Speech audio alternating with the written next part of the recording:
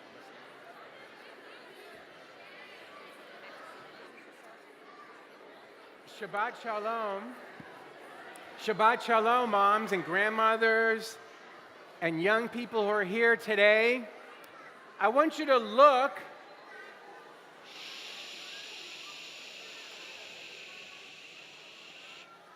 Wait, I'm going to be all the way down to my knees if you're not quite. We're getting there. We're getting there.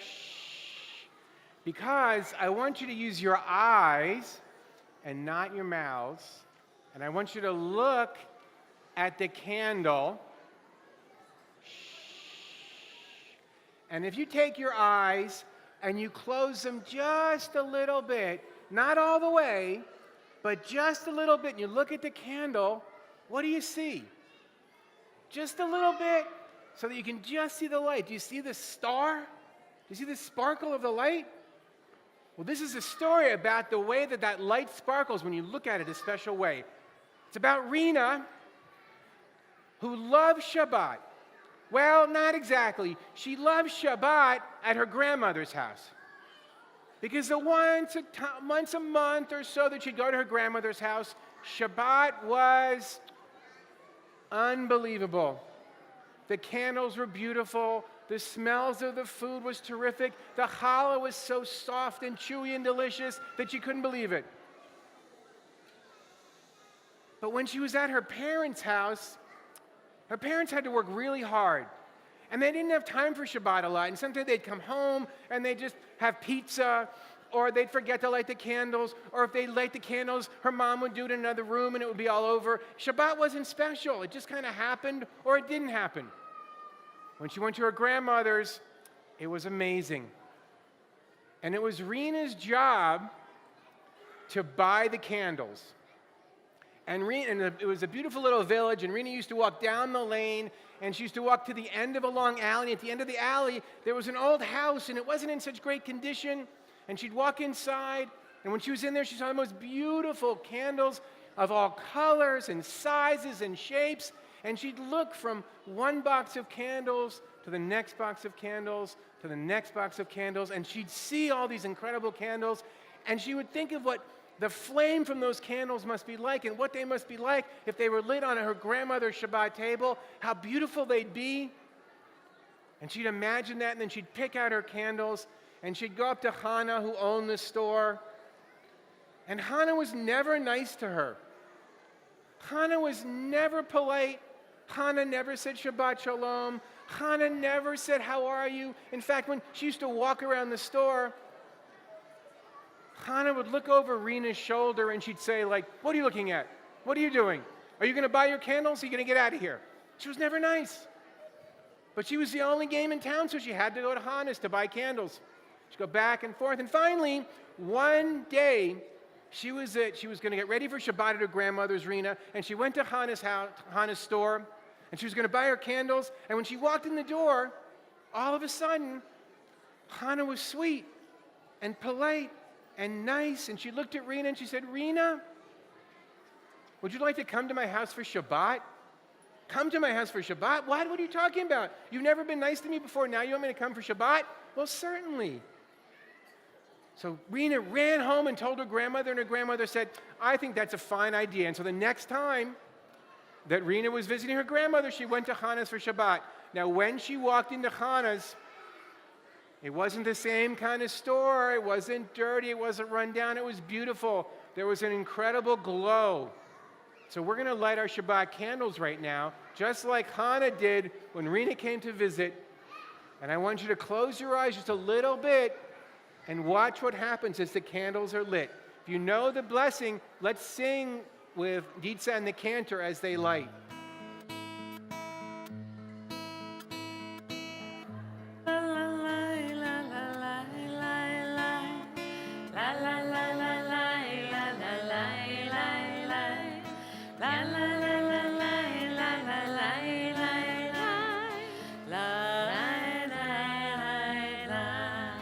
Let's bring in the love and the peace and the warmth of Shabbat. Let's cover our einayim. Baruch atah Adonai Eloheinu melech haolam asher וציוונו להדליק נר של שבת. So as Hannah was lighting the candles with Rena, Rena looked at those candles and she closed her eyes just a little bit and she saw that beautiful star. And in that star, she didn't just see light, she saw the blessings of her mother and her grandmother and her great-grandmother and all the generations of her family. And she felt such an unbelievable feeling of warmth and love and wholeness and Shabbat blessing and Shabbat peace. She'd never felt it before. And when she opened her eyes, there were tears running down her face. And Hannah looked at her and said, "What did you feel?" And Rena told Hannah, and Hannah said, "I knew it. You're the one. You're the next candle maker of light. You're the one who's going to bring Shabbat candles to the world. You're going to be my apprentice. I'm going to teach you." And so, Rena ran all the way home. She ran home to her mother, and she told her mother, and she told her grandmother about Shabbat. And they both couldn't believe what a beautiful experience she had. And her grandmother said, "You're the one, Rena. You're the candle maker." And her mother looked at her and said, "You know what, Rena? We're going to do Shabbat in our house every Friday. We're not going to miss a chance for you to see the beautiful star and the Shabbat candles. And we're going to hug each other, and we're going to love each other. And Rena, you're going to be the next candle maker of light. And when you have children, you're going to teach your children to light the candle and to see the stars in the Shabbat candles." So one more time, just close your eyes a little bit, look at the candles, and see those beautiful stars, because maybe someone in this room right now is a candle maker of light for Shabbat, and maybe you bring Shabbat peace and Shabbat warmth into the world. Amen. So with that, we have a blessing for Shabbat to share with you from Rabbi Woznicka. Shabbat Shalom, everybody. Shabbat shalom. Everybody together, Shabbat Shalom. Shabbat shalom. I love this time because it leads into the happiest moment of my week. And I want you to know, my little boys, who are now 24 and 21, every Friday night since they were little, we said a bracha, a blessing for them. And it's a blessing we're all going to say together. The Canta Emma is going to lead us in. So I want you all to shh, parents. Let's get our kids quiet. Shh. Everybody quiet. Raise your hands. Raise your hands. I don't know why that works. Shh. And everybody quietly stand without saying a word. Quietly stand. And parents, hold your children, and grandparents, hold your children. And I want you to know that this is a beautiful way. Shh, guys. Every Friday night, to begin your Shabbat, you put your hand on your children's head, and you say this blessing together.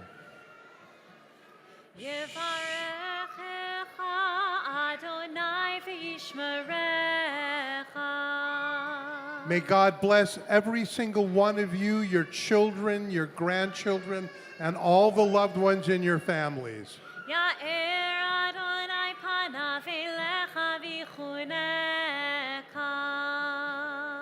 May God show favor to you and be gracious to you and always be with you.